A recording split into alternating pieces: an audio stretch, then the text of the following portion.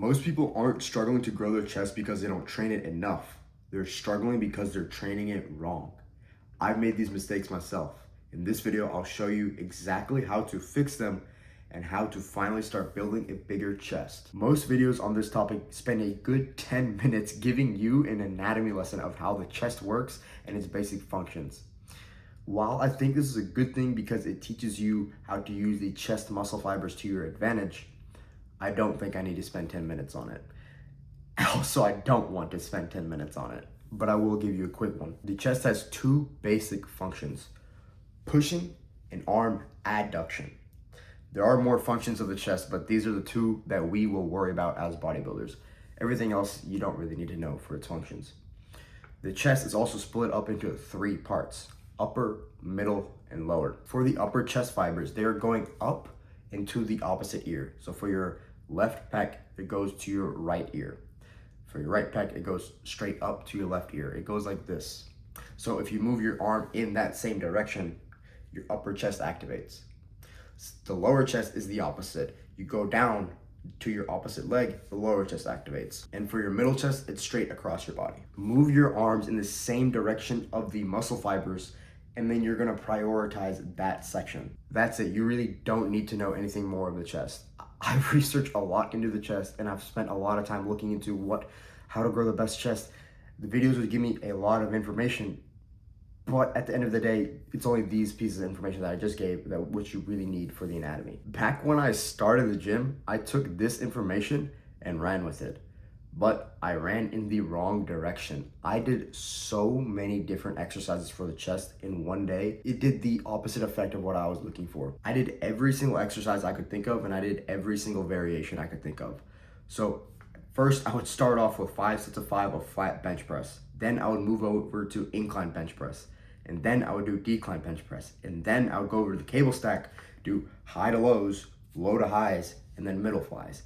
You don't need to do all that. If you're doing that many sets of chest in one day, you are wasting time just like me. If you are doing similar to what I was doing, I promise you it does not have the same effect you think it does. I thought it was gonna give me a huge chest, but it didn't do any of that. If I had enough gas to do that many sets of chest in one day, that meant I wasn't pushing myself to the limit on every single one of those sets. Then that means I'm not gonna grow. And that's exactly what happened. I really did not grow my chest very much in that amount of time. I grew it a little because of newbie gains, but I could have grown it so much more if I knew these things of what I'm about to tell you. If you want a bigger chest, this is exactly what you need to do.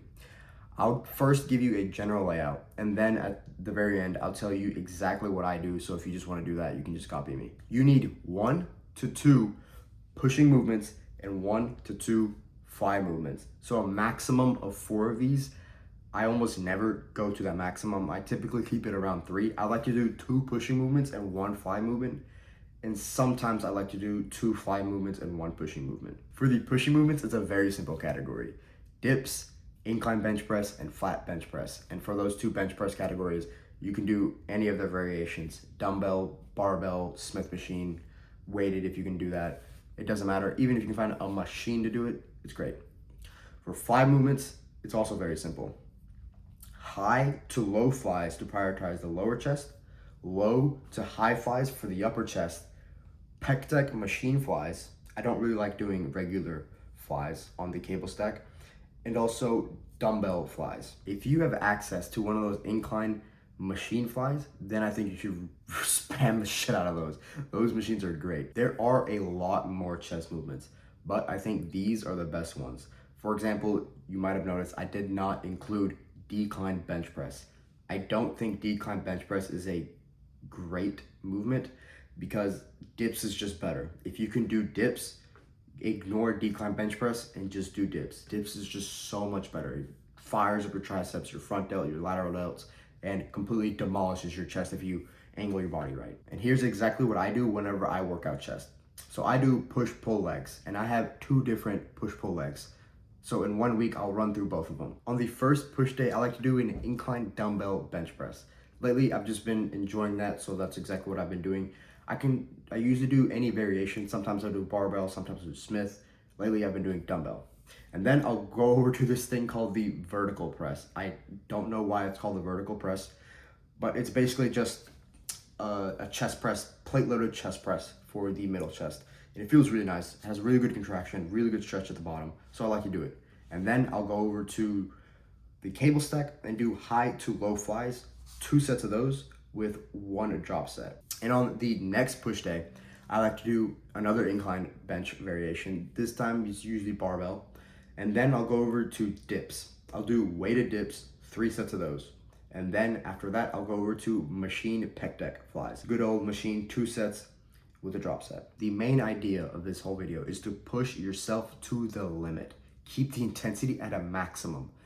Trust me, if you don't have the intensity high, you're not gonna grow. I think the reason I was able to crank out 20 to 40 sets of chest in one day back when I started is because my intensity was at like a minimum. You don't need 15 sets of chest in one day to grow.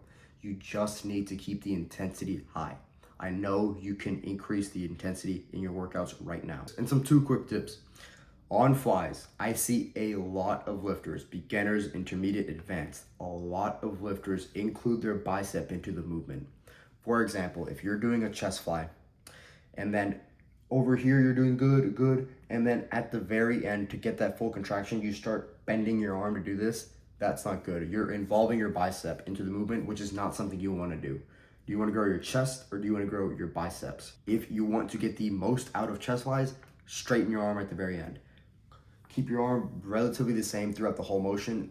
Back here, you'll get a nasty stretch, and back here and up here, you won't have the bicep jump in. It'll be activated a little bit, so like me doing this right now is activating my bicep a little, but not as much as this. And the next tip, just do what you want to do. If you really like decline bench press and you hate dips, just do that. You really don't have to listen to somebody on the internet on how they work out chest. Do what feels best for you. If you connect with a certain movement, do that. You know what to do. Get up and get after it.